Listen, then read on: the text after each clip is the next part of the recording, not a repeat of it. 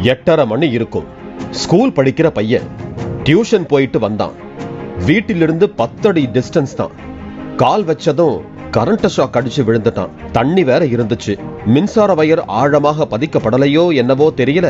கட்டைய வச்சு இழுத்து பழைய கேபிள் வயரை வச்சு சிறுவனை தூக்கினாங்க. அப்போதும் உயிர் இருப்பது போலதான் இருந்துச்சு. பக்கத்தில் உள்ள மருத்துவமனையில் சேர்த்தோம். மூச்சு இருந்தது என்றார்கள். கொஞ்ச நேரம் கழிச்சு இறந்து விட்டதாக சொல்லிவிட்டார்கள். கொஞ்ச தூரம் நோண்டிட்டு கேபிள பதிச்சு விடுறாங்க. ஏற்கனவே புகார் சொல்லி இருக்கோம். பாக்ஸ் சரியில்லை.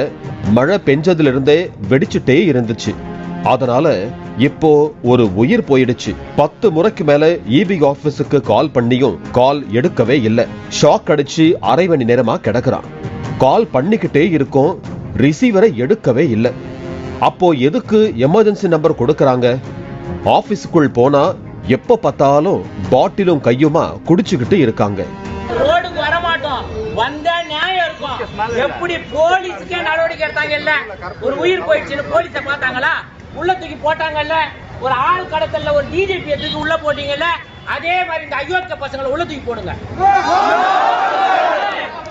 சென்னை திருவொற்றியூரில் மழை நீரில் நடந்து சென்ற +2 மாணவன் மின்சாரம் பாய்ந்து உயிரிழந்த சம்பவத்தில் மின்சார வாரிய அதிகாரிகளை கண்டித்து சென்னை திருவொற்றியூர் நெடுஞ்சாலை மற்றும் எண்ணூர் விரைவு சாலையில் சாலை மறியலில் ஈடுபட்ட அப்பகுதி பொதுமக்களின் வேதனை கருத்துக்கள் தான் இவை.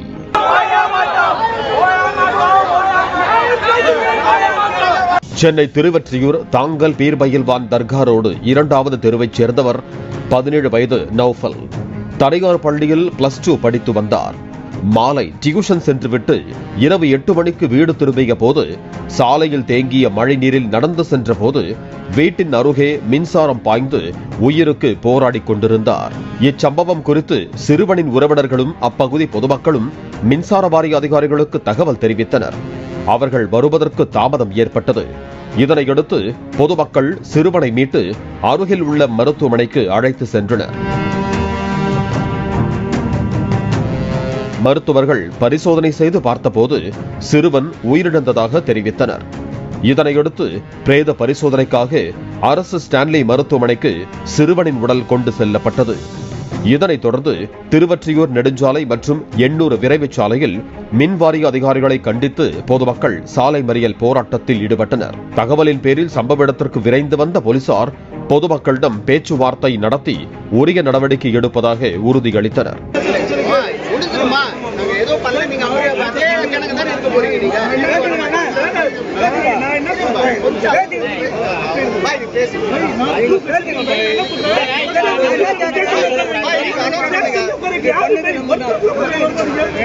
ஏற்கனவே சென்னை அரும்பாக்கத்தில் தேங்கியிருந்த தண்ணீரில் மின்சாரம் பாய்ந்து உயிருக்கு போராடி கொண்டிருந்த சிறுவனை இளைஞர் ஒருவர் தனது உயிரையும் பொருட்படுத்தாமல் காப்பாற்றிய சம்பவம் நடந்துள்ளது. அப்போதே மழை நீர் தேங்கியிருக்கும் போது இது போன்ற மின்சார வயர்களிலிருந்து மின்சாரம் லீக் ஆகாமல் மின்வாரிய ஊழியர்கள் கண்காணித்து நடவடிக்கை எடுக்க வேண்டும் என கோரிக்கை எழுந்தது. ஆனால் தற்போது மீண்டும் மின் ஊழியர்களின் அலட்சியத்தால் ஒரு மாணவனின் உயிரே பறிபோய்விட்டது என குற்றச்சாட்டு எழுந்துள்ளது. இச்சம்பவம் குறித்து திருவொற்றியூர் போலீசார் விசாரணை மேற்கொண்டு வருகிறார்கள். 3000 ரூபாய் கரண்ட் இந்த வாட்டி 7000 ரூபாய் எழுதுனானுங்க. அதுக்கு பெனால்டி வேற. அதுக்கு நாங்க மறியல் பண்றோம்னாக்கா சார்லாம் பேசுறதுனால தான் விட்டோம்.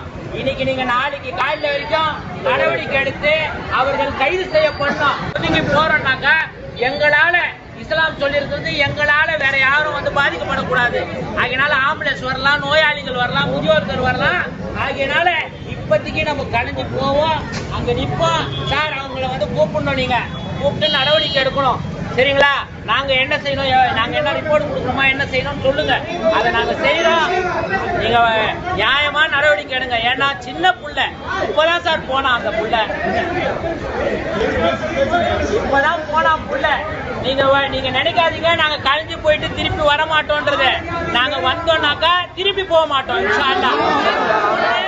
பிளே ஸ்டோர் மற்றும் ஆப் ஸ்டோரில் இருந்து பாலிமர் செயலியை QR கோடு மூலம் பதிவிறக்கம் செய்யுங்கள். செய்திகளை உடனுக்குடன் பெறுங்கள்.